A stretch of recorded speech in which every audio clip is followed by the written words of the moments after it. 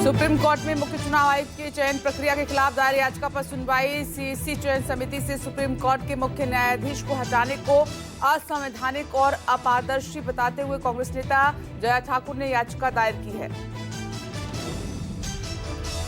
देश के नए मुख्य चुनाव आयुक्त बने ज्ञानेश कुमार आज पदभार संभालेंगे। 3 सदस्यीय चयन समिति ने सोमवार को 2-1 से ज्ञानेश कुमार को नए सीसी के तौर पर नियुक्त किया था। मंगलवार को निवर्तमान मुख्य चुनाव आयुक्त राजीव कुमार का कार्यकाल खत्म हो गया है।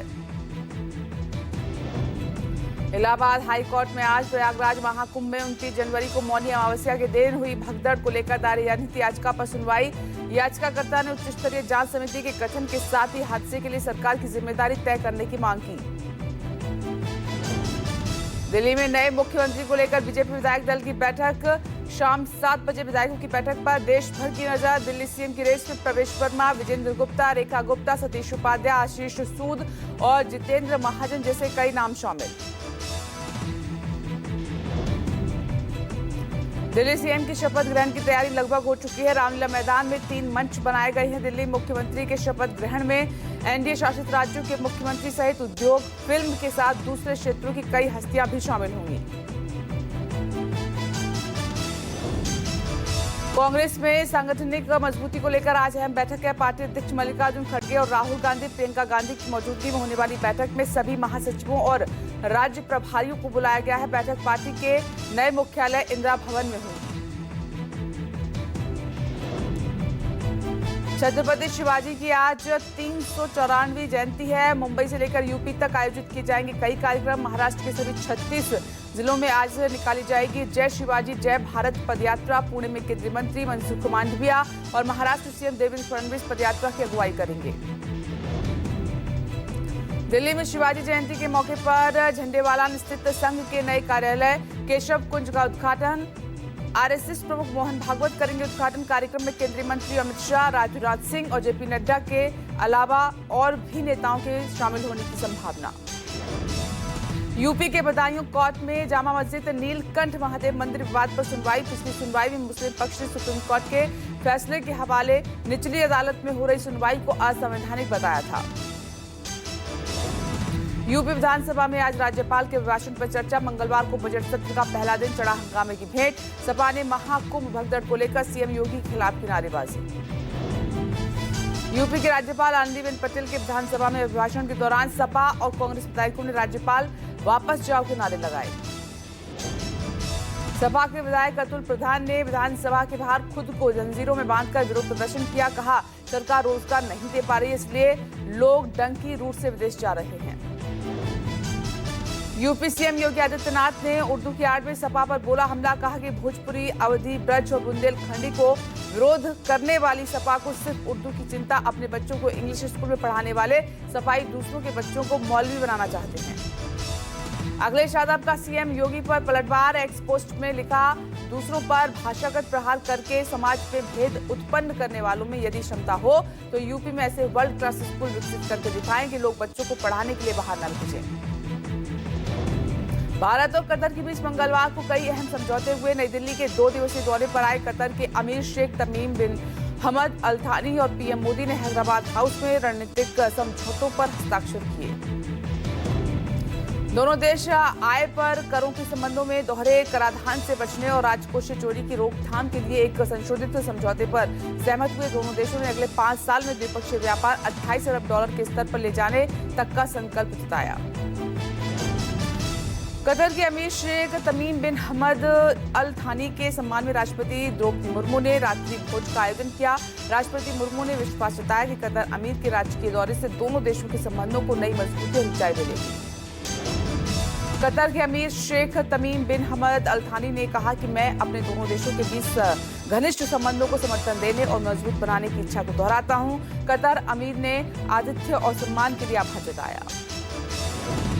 कतर अमीर शेख तमीम बिन हमद अल थानी ने बीजेपी अध्यक्ष और केंद्रीय मंत्री जेपी नड्डा से भी मुलाकात की। पश्चिम बंगाल सीएम ममता बनर्जी ने प्रयागराज महाकुंभ को लेकर दिया विवादित बयान। विधानसभा में बोलते हुए ममता ने महाकुंभ को मृत्यु कुंभ बताया। बंगाल सीएम ने कहा कि महाकुंभ में आम लोगों की बजाय सिर्फ वीआईपी के लिए व्यवस्था की गई है।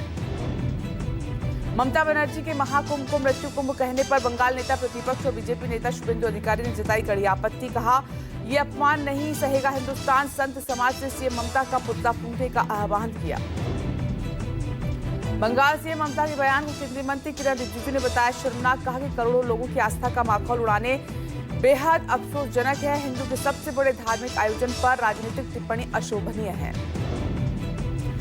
सपा के दिवंगत संस्थापक मुलायम सिंह यादव की छोटी बहू और बीजेपी नेता अपर्णा यादव ने भी ममता बनर्जी के बयान की तीखी आलोचना की। अपर्णा ने कहा, ममता बनर्जी जैसी वरिष्ठ नेताओं के मुंह से ऐसी ओछी बयानबाजी बिल्कुल शोभनीय नहीं है।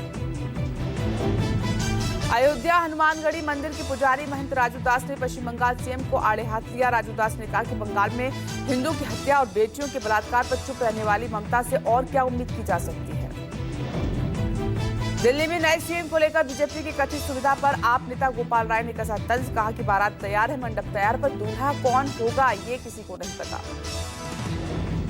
दिल्ली की निवर्तमान सीएम आतिशी ने भी चुटकी लेते हुए बीजेपी को घेरा। आतिशी ने कहा कि 11 दिन बाद भी बीजेपी के मुख्यमंत्री का चेहरा सामने नहीं आया। आप नेता ने पीएम मोदी को भी आड़े हाथ लिया। सपा अध्यक्ष अखिलेश यादव ने भी कुंभ पर उठाए सवाल। प्रदेश सरकार का किसानों पर नहीं कुंभ पर ध्यान। पूरा पैसा कुंभ में लगेगा तो किसानों के लिए क्या बचेगा। अखिलेश यादव ने संगम स्टेशन को बंद करने पर उठाए सवाल। कहा कि दारागंज के प्रयागराज संगम रेलवे स्टेशन बंद करके सरकार ने स्वीकार कर लिया है कि वो फेल हो गई। नई दिल्ली रेलवे स्टेशन पर हादसे को लेकर कांग्रेस का सरकार के खिलाफ हल्ला बोल। यूथ कांग्रेस ने किया प्रदर्शन। मुख्य चुनाव आयुक्त की नियुक्ति समिति की बैठक बीच में छोड़ने की थी। कांग्रेस नेता राहुल गांधी ने एक्स पर पोस्ट के जरिए दी जानकारी। राहुल ने कहा कि मैंने पीएम और गृहमंत्री को सौंपे अपने असहमति पत्र में चयन समिति का मसला सर्वोच्च न्यायालय में लंबित होने का जिक्र किया। आरजेडी नेता तेजस्वी यादव ने भी नए चुनाव आयुक्त की नियुक्ति पर नाराजगी जताई है। नई सीईसी नियुक्ति पर विपक्षी ऐतराज को केंद्रीय मंत्री मनोहर लाल खट्टर ने किया खारिज। कहा कि चयन की तय प्रक्रिया का पालन किया गया। आरजेडी नेता तेजस्वी यादव की कार्यकर्ता संवाद यात्रा आज नालंदा में रहेगी। तेजस्वी की यात्रा का आखिरी चरण चल रहा है। बिहार की राजधानी पटना में रिहायशी इलाके में हुए पुलिस एनकाउंटर पर आरजेडी नेता तेजस्वी यादव ने उठाए सवाल। कहा कि राज्य में बेखौफ अपराधी और हाथी कानून व्यवस्था का टकराव आए दिन दिख रहा है। जम्मू कश्मीर में नए आपराधिक कानूनों को लेकर अमित शाह की बैठक। मुख्यमंत्री उमर अब्दुल्ला और उपराज्यपाल मनोज सिन्हा की मौजूदगी में हुई बैठक। ब्रिटेन के पूर्व पीएम ऋषि सुनक और उनके परिवार से पीएम मोदी ने मंगलवार को संसद भवन परिसर में मुलाकात की। ब्रिटेन के पूर्व पीएम सुनक मंगलवार को अपनी पत्नी अक्षता सुनक और दोनों बेटियां कृष्णा और अनुष्का के साथ संसद भवन पहुंचे थे। रियलिटी शो के दौरान अमर्यादित टिप्पणी को लेकर घिरे यूट्यूबर रणवीर इलाहाबादिया को सुप्रीम कोर्ट से मिली है फटकार। नई दिल्ली भगदड़ के बाद रेलवे प्रशासन अलर्ट। नई दिल्ली रेलवे स्टेशन पर अर्धसैनिक बल तैनात। प्लेटफॉर्म पर आरपीएफ सीआरपीएफ के जवान तैनात। उत्तर रेलवे के सीपीआरओ हिमांशु शेखर की सफाई। बोले, कोई भी ट्रेन रद्द नहीं की गई थी और न ही किसी ट्रेन का प्लेटफॉर्म बदला। पटना के कंकड़बाग इलाके में पुलिस और बदमाशों की मुठभेड़। 4 अपराधियों को किया गया गिरफ्तार। ओडिशा के भुवनेश्वर में Kalinga institute of industrial technology की छात्रा की खुदकुशी मामले में पकड़ा तूल। मामले की जांच के लिए 5 सदस्यीय उच्च समिति गठित। भुवनेश्वर में केआईटी विश्वविद्यालय के छात्रों ने नेपाली छात्रा के साथ एकजुटता दिखाने के लिए कैंडल मार्च भी निकाला। भुवनेश्वर केआईटी छात्रा की मौत को लेकर दूसरे शहरों में भी प्रदर्शन शुरू। मंगलवार को वाराणसी के बीएचयू में भी छात्रों ने प्रदर्शन किया। यूपी के आगरा के किले में आज धूमधाम से मनाई जाएगी शिवाजी जयंती। किले पर दिखाई देगी फिल्म छावा की झलक। आज से चैंपियंस ट्रॉफी 2025 का आगाज। मेजबान पाकिस्तान और न्यूजीलैंड के बीच कराची में हुई पहली भिड़ंत। भारतीय समय अनुसार दोपहर 2:30 बजे से शुरू होगा मैच। नई दिल्ली हादसे पर आरपीएफ की जांच रिपोर्ट में बड़ा खुलासा। रिपोर्ट के मुताबिक प्लेटफॉर्म बदलने के चलते स्टेशन पर मची भगदड़। आरपीएफ की जांच रिपोर्ट में प्लेटफॉर्म नंबर बदलने के अनाउंसमेंट की वजह से यह हादसा हुआ। आरपीएफ अधिकारी की जांच रिपोर्ट के अनुसार प्लेटफॉर्म नंबर 12 से शिवगंगा एक्सप्रेस रवाना हुई थी। शिवगंगा एक्सप्रेस रवाना होने के बाद स्टेशन पर अचानक से यात्रियों की भीड़ उमड़ पड़ी।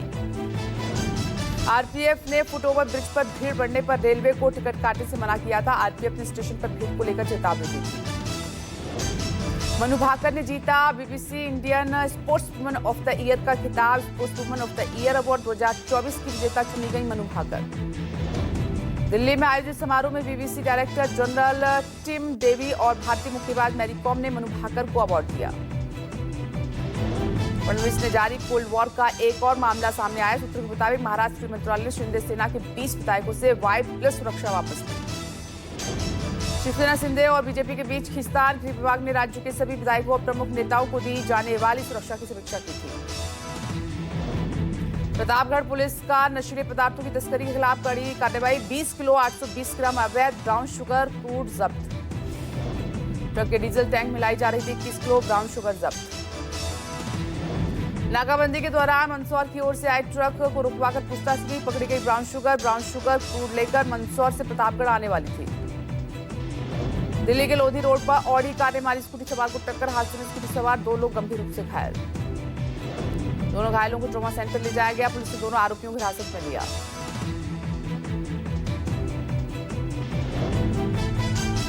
भिंड इटावा हाईवे पर भीषण सड़क हादसा। तेज रफ्तार डंपर ने बाइक और पिकअप को मारी टक्कर। हादसे में 5 लोगों की मौत, 17 घायल।